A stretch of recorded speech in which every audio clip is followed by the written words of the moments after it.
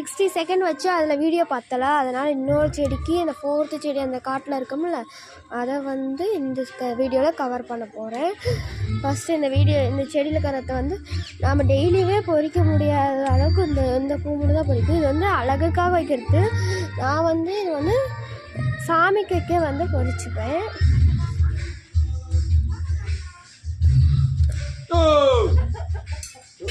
இங்கே ஒரு செவந்தி பூச்செடி இருக்குங்க. செவந்தி பூ இங்கே டேபிள் ரோஸ் செடி வரிசையாக நிறையா இருக்குது. அடுத்த பூ சேர்த்து இவ்வளோ பூ தான் பொறிச்சேன். நெக்ஸ்ட்டு அங்கே ஒரு செம்பருத்தி பூச்செடி இருக்கு. செம்பருத்தி